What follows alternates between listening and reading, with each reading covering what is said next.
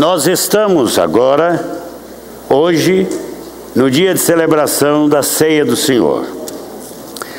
E este é um dia muito importante para a nossa vida. É um tempo de recordação, de renovação e de retomada de posição em nossa vida cristã.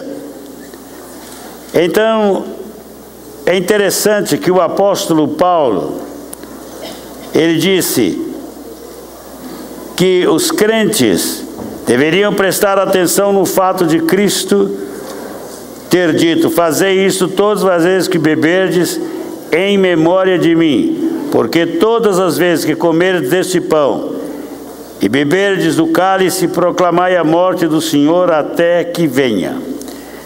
E sempre a igreja deve se renovar neste problema das suas lembranças, das suas recordações históricas dos fatos da sua fé.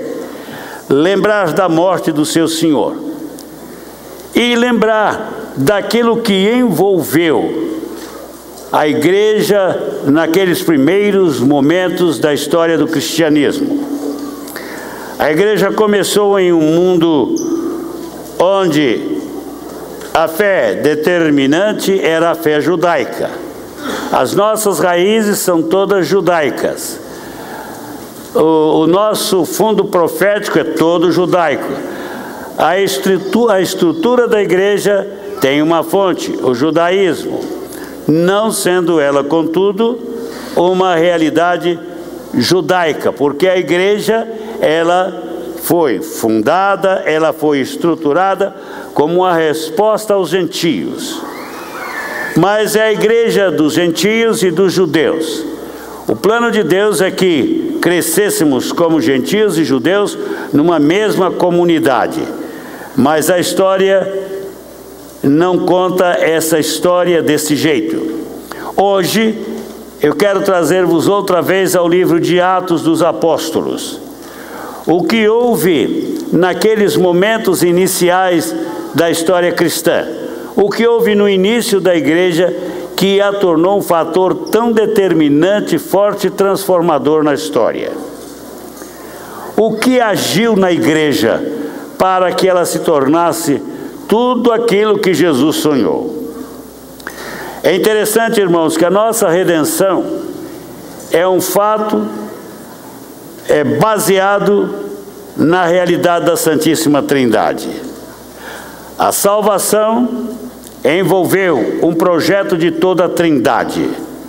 A Trindade se envolveu em absoluto na nossa redenção. Então, nós temos Deus Pai planejando a redenção e enviando o seu Filho para realizá-la. Nós temos o Filho vindo, morrendo na cruz, sendo sepultado, ressuscitado, voltando aos céus, como o nosso Redentor e Salvador.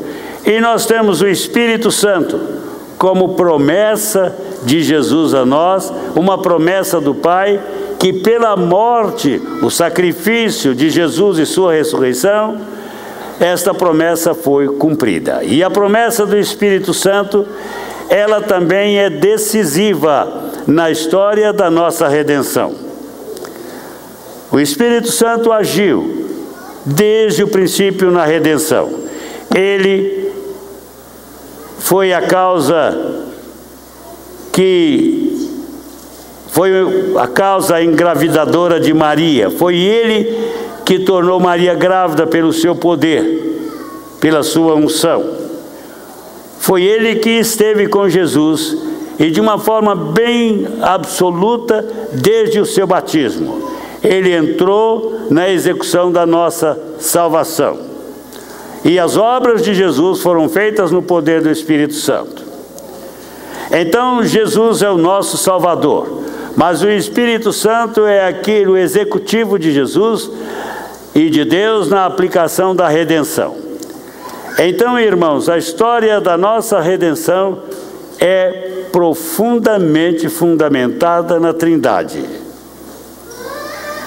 Às vezes eu fico meio assustado com ensinamentos de algumas igrejas hoje a respeito da obra do Espírito Santo. Não podemos alienar a obra do Espírito Santo da obra de Cristo. Os dois trabalham em conjunto.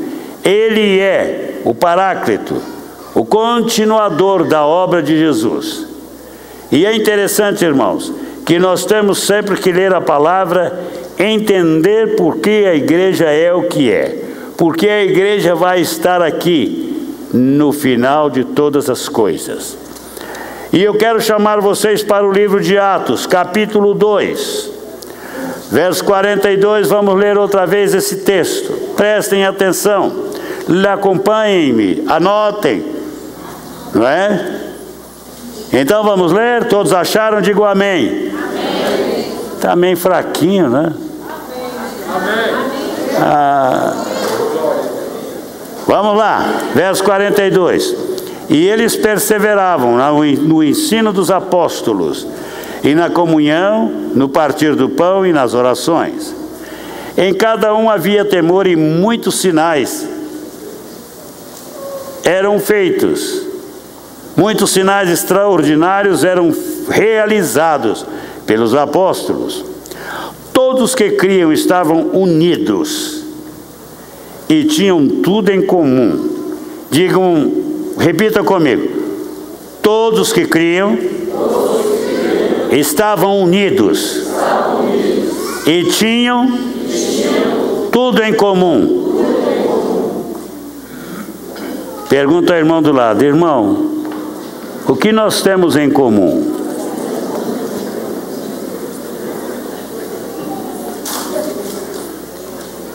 Por isso que é bom sentar todo mundo junto na frente, né? O que nós temos em comum? Mas eles tinham tudo, digam assim, tudo em comum. Vendiam suas propriedades e bens e os repartiam com todos, segundo a necessidade de cada um. E perseveravam, e perseverando de comum acordo todos os dias no templo, e partindo pão em casa, comiam com alegria e simplicidade de coração, louvando a Deus e contando com o favor de todo o povo. E o Senhor lhes acrescentava a cada dia os que iam sendo salvos. Diga para o seu irmão, irmão, diga para ele, toca no braço dele, diga, olha para mim, olha para mim, olha para mim, olha para mim, pense em mim, fale comigo, hein? Vai lá, fale comigo agora, me ouça. Ele diz assim para o irmão, irmão, aquela igreja crescia todo dia, porque ela havia caído na graça de todos. Amém? Muito bem. Queridos, há uma coisa importante, estamos celebrando ceia. O que é a ceia? A ceia é um fator, é uma ordenança que nos faz lembrar da morte de Cristo por nós e da reunião de comunhão que eles tiveram no último dia de Jesus na terra, quando eles comeram pão, beberam vinho, celebraram com Jesus. A ceia é a mais extraordinária lembrança e o fator que deve ser constantemente realizado na igreja, mas dentro dos seus padrões bíblicos. O que houve de especial no início da igreja? O que tornou essa igreja tão poderosa naqueles primeiros dias? Foi uma coisinha chamada poder de comunhão. Poder de comunhão. Poder de estar junto. desejo de estar com, desejo de estudar junto, desejo de aprender junto, desejo de compartilhar. Este foi o fator mais revolucionário do cristianismo. A igreja nasceu com um poder de comunhão extraordinário. Queridos, deixe-me dar um conselho a vocês. Deixe-me falar algo com vocês. Se vocês querem uma igreja poderosa, exerçam poder de compartilhar, poder de se relacionar, poder de ter comunhão. Ah, Marquinhos, você quer uma família forte? Poder de comunhão, poder de relacionamento. A comunhão traz poder de relacionamento, poder de entendimento, poder de ajuda ao outro, poder de se associar com o outro. E cria também laços. Este foi o fator mais poderoso naquela igreja. Ninguém entrava naquela igreja primitiva e saía do mesmo jeito. O poder daquela igreja era tanto que as pessoas eram tocadas, eram convertidas, elas eram despertadas pelo amor e o poder do amor de Cristo para fazer relacionamentos e produzir comunhão poderosa. Porque não é apenas estar juntos, é o desejo, a segurança de compartilhar uns com os outros, de partilhar o que tem com os outros, de poder compartilhar sonhos, problemas, poder de estar juntos, de ser amado, de saber ser amado. Uma coisa, o quanto, Marquinhos, você se sente amado aqui na igreja? O quanto, Carlos, você se sente amado aqui na igreja? O quanto, Zilda, você se sente amado aqui? O quanto dos anjos? Os anjos ficam voando de alegria por você estar aqui? O quanto amado você é aqui, Fábio? Você, Nádia? Você, Júnior? E amém, todos? Essa é a pergunta de todos. O quanto você fica alegre quando está aqui, de saber-se amada e querida por todos? Esse era o fator que determinava a igreja primitiva. Em todos os seus movimentos, aquela gente estava junto. Aquela gente não só comiam junto, não. Irmãos, há um fator aqui. O Espírito Santo criou um desejo de conhecimento, de partilhação de graça, de uma forma tão tremenda naquela igreja, que aqueles crentes tinham prazer de estudar juntos. Eles estavam ávidos por conhecer aquilo que os apóstolos traziam para eles em forma de doutrina. Qual era a doutrina dos apóstolos? Era uma doutrina que se fundamentava na pessoa de Cristo, no seu ministério, no seu poder, nos seus milagres, na sua morte, na sua ressurreição e no seu sacerdócio. Eram estas coisas que eram ensinadas. Sabem, irmãos, o cristianismo não nasceu pregando uma religião que não tivesse segurança intelectual, que não tivesse profundas raízes na história de Deus. E sabem de uma coisa? O cristianismo não é anti-intelectual. O cristianismo é um estímulo para se conhecer.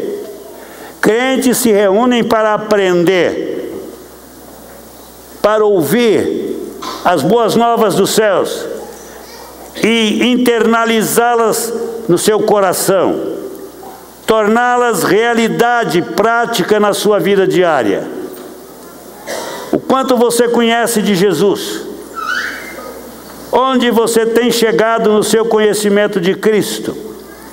Vocês sabem quem era o apóstolo Paulo? Era um filósofo, era um homem cultíssimo. Ele foi ensinado pelos melhores mestres judaicos. E olha que aquela gente sabe.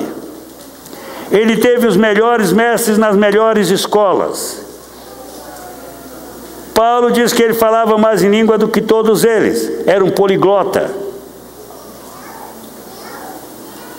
E quem Deus escolheu para estruturar o cristianismo em sua teologia, em sua doutrina? Paulinho. Foi Paulo o arquiteto da doutrina cristã no seu melhor. Deus o chamou para ser apóstolo no mundo gentio, que incluía gregos e romanos. Ele enfrentava de igual para igual os cultos daquela época.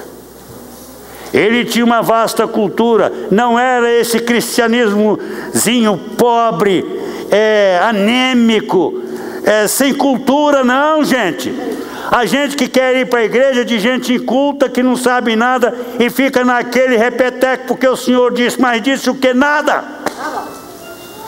Com essas profecias furadas, que não tem respaldo bíblico, que não tem respaldo doutrinário. Aquela igreja crescia em quê? Na doutrina dos apóstolos. Não era, Marquinhos, qualquer coisa não. Era na doutrina dos apóstolos. Aquilo que os apóstolos receberam de Cristo através do seu Espírito para ensinar. A igreja reunia para aprender a doutrina cristã. Tudo. Os crentes, irmãos, não defendiam o anti-intelectualismo, não. Eles viviam no mundo culto. Eles tinham que dizer a razão da sua fé. Pedro diz, olha, irmãos, é necessário que o crente saiba ensinar, falar sobre as razões, os fundamentos da sua fé. Você conhece os fundamentos da sua fé? Mas você tem dado tempo a isto? Aquela igreja se reunia e diz que ela perseverava. A primeira coisa para a consolidação de uma igreja forte é o ensino apostólico. A igreja tem que ser fundamentada biblicamente. Tem que saber princípios da palavra. Ela tem que saber as razões da sua fé para explicar para os outros. E aqueles crentes sabiam. Eles evangelizavam, eles pregavam o Senhor Jesus Cristo, eles viviam esta realidade. E também, irmãos, eles não só perseveravam no ensino dos apóstolos, mas também na comunhão. Eles tinham uma forte comunhão. Eles tinham prazer de conviver. Não era este conhecimento superficial. Quem conhece o Romildo aí? Levanta a mão. Quem sabe quem é o Romildo? Levanta a mão. Vem cá, Romildo.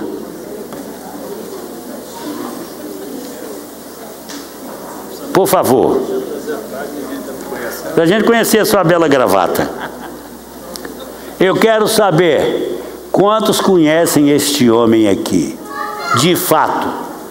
De fato. Quem aqui sabe o que Romildo gosta de comer?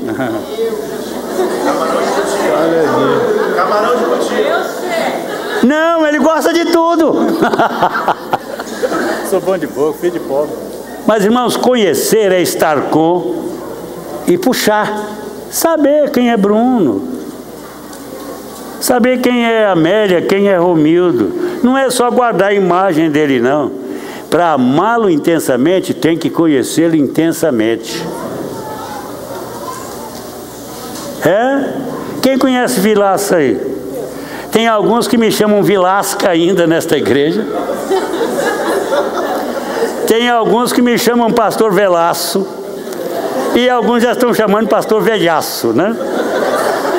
Tá, é assim, Romildo, nós somos conhecidos. É verdade. Não na nossa delicadeza interior, né, Romildo?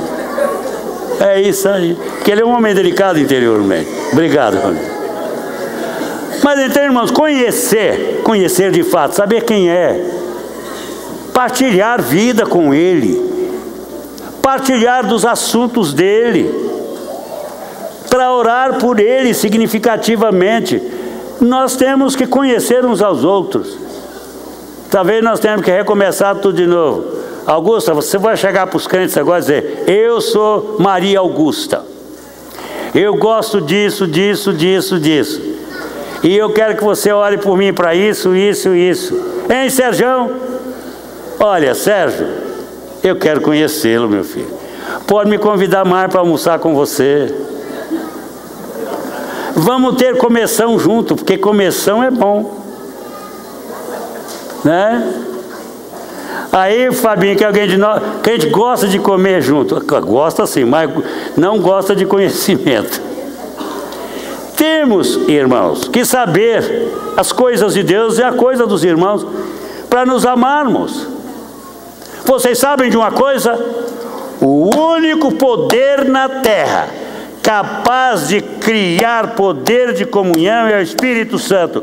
Por isso a igreja começou numa forte comunhão quando o Espírito foi derramado sobre ela. É o Espírito Santo que cria poder de comunhão em nós. É Ele que quebra os laços do inferno. Vocês sabem por que Caim matou Abel? Porque não tinha nenhuma comunhão com Abel e nem conhecia o irmão, não tinha laços com o irmão. E o Espírito Santo, no poder de Cristo, é o único que pode criar laços de amor em nós, laços capazes de alcançar o mundo. Irmãos, a nossa tenda tem que alcançar o mundo, por isso nós precisamos de um revestimento especial de Jesus Cristo, e isso é próprio para o dia de ceia. Hoje você partilha desta ceia orando: Senhor, cria poder de comunhão em mim, Senhor. Eu quero conhecer os meus irmãos, eu quero conhecê-los tanto que eu tenho alegria de estar com eles. Não é? Eu fico olhando, nós temos um café 5 estrelas aqui. Quem é que já tomou o café 5 estrelas? Levanta a mão. Olha, hoje então, irmão Abner, tinha de coalhada, tinha milho, tinha coalhada, tinha ovo mexido, tinha tudo de bom, tinha mamão, melancia. Eu vi Dona Ellen sair alegre daqui porque comeu isso. Ah, né, Dona Ellen? Que bom. Ah, café da manhã hoje, 5 estrelas. Eu pergunto, quem come tudo isso de manhã em casa? Não tem tempo de fazer, não come. Mas aqui nós comemos. Ó, pão tinha quantos tipos? Tinha pão com gergelim, tinha pão pelado sem gergelim, tinha pão de forma, tinha pão light, para não engordar. Irmão, hein? Pão de queijo.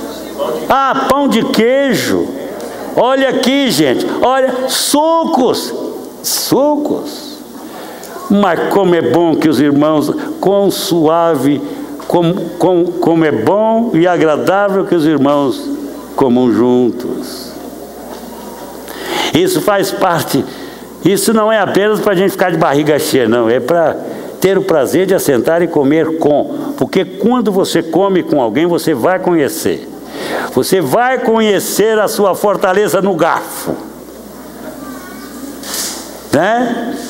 E isso é bom. Começa a conhecer o irmão comendo com ele.